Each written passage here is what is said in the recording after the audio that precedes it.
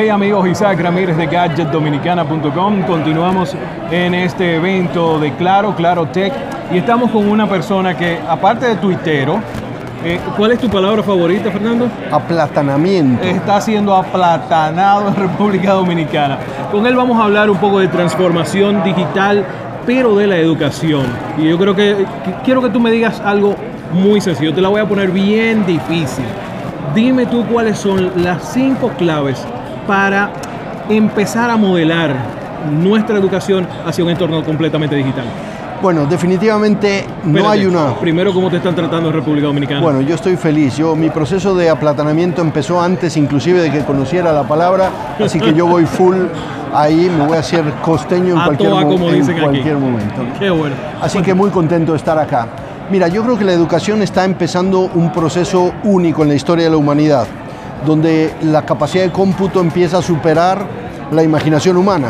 Entonces, cuando hablamos de las cosas que tienen que transformarse en la educación, tenemos que permitir que haya una experimentación permanente. No hay una fórmula que diga qué tecnología, en qué aula, con qué tipo de materia, sino que tenemos que experimentar. Lo que no puede haber son 2 clases que se parezcan, o una semana donde el tipo de clase que estamos dando es igual a la de la semana pasada.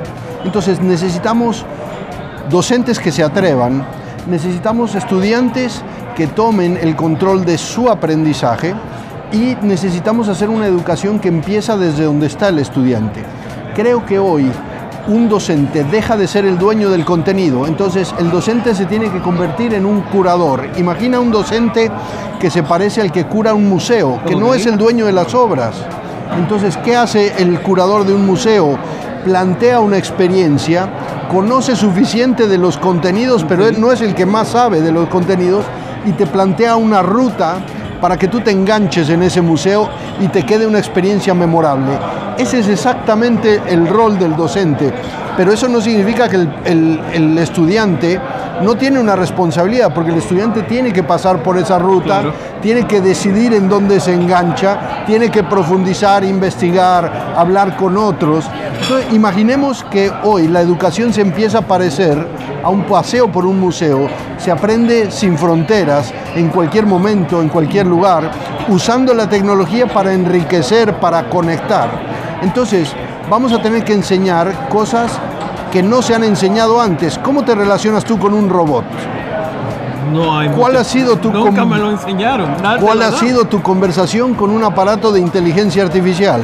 Bueno, hoy estamos hablando con herramientas de inteligencia artificial, están impactando nuestra vida y nadie nos enseñó a relacionarnos con ella. Ese es el tipo de aprendizaje. ¿Tú opinas que debe enseñársele a los niños a programar desde las escuelas? Bueno, sin duda yo sí estoy a favor de esta corriente que dice que el lenguaje de programación es como el inglés, que todo mundo va a tener que saber algo de programar.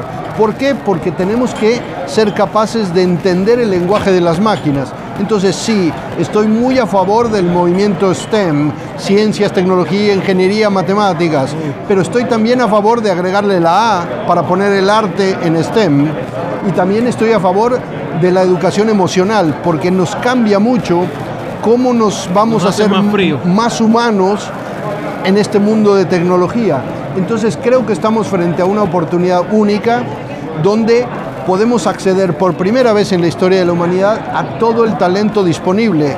Todas las mujeres, todas las comunidades rurales, todas las personas que estaban en entornos de pobreza, que no tenían acceso al conocimiento, a la educación, hoy pueden educarse igual que en Finlandia, que en Alemania, que en Singapur. Exacto. Entonces, ¿por qué perdernos de esa oportunidad por hacer todo esto como la clase del siglo XIX?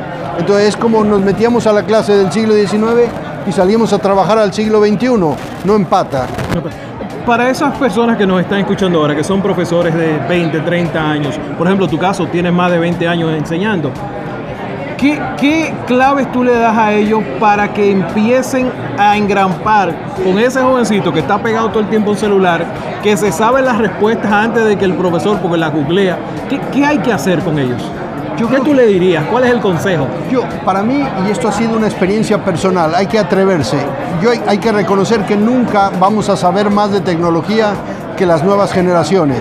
Eso les está pasando a los propios estudiantes con las generaciones que vienen por detrás de ellos. Entonces no se trata de saber más que el estudiante en tecnología. Se trata de usar la relación. No hay aprendizaje posible sin una relación. Pero la relación del docente ya no es entregarte el contenido, saber más, es guiarte, es establecer una ruta que te enganche, es hacer que lo que estás aprendiendo sepas utilizarlo, sepas discernir mejor entre una noticia falsa, una verdadera, sepas discernir mejor cuándo una computadora va a ser mejor que tú, pero tú tienes que ser más humano. Tienes que enseñarle a vincularse con la diversidad. ¿Por qué no tenemos clases con gente que tiene discapacidad y qué nos enseñan los discapacitados que nos va a servir? Tenemos que enseñarnos a conectar con la economía circular, a que todo lo que hacemos tiene un impacto en el medio ambiente. Entonces, las lecciones no terminan. De nada sirve incorporar tecnología si no cambiamos la lección. Entonces, meter tecnología para enseñar lo mismo de la misma manera es el peor error. Hay que atreverse a cambiar. Una de las cosas que hemos estado hablando durante todo este evento es sobre el tema de inteligencia artificial. Es uno de los key prácticamente aquí adentro. ¿Cómo ves la inteligencia artificial aplicada a la educación? Bueno, sin duda la educación es probablemente uno de los segmentos que más riqueza de información puede generar.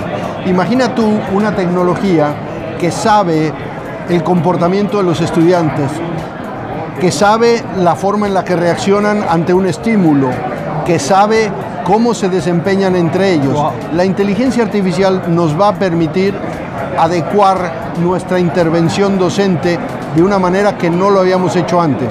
Yo tengo en mi portafolio 2 empresas que usan inteligencia artificial para analizar a un estudiante que tiene potencial de salir de la educación, cuando empieza a faltar a clase, cuando deja de vincularse, empieza a detectar esos comportamientos y permite una intervención. Entonces la inteligencia artificial tiene muchísimas dimensiones.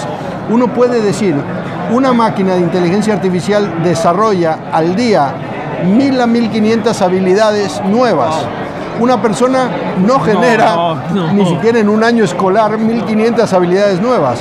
Entonces, ¿cuánto tiempo va a tardar en que una computadora haga cosas que hoy no nos imaginamos que pueda hacer? Ya escribe novelas, ya edita películas, crea noticias, ya crea noticias. Entonces, no falta mucho, pero eso no significa que nuestras habilidades de pensamiento crítico, de colaboración, de vinculación con el medio ambiente no sean más relevantes. Entonces es un proceso de estabilización. Hay que atrevernos y hay que incorporar lo que hoy está pasando en el mundo. Pensamos que protegemos a nuestros estudiantes al traerlos al siglo XIX y creo que les estamos haciendo más daño. No, Fernando, hasta ahora, para mí, genial. Muchísimas gracias, sabemos que tú tienes una presentación en un momentito, estaremos muy pendientes. A ustedes muchísimas gracias, continúen con el contenido que tenemos para de este evento Clarotech, hay muchísimo más en gadgetdominicana.com.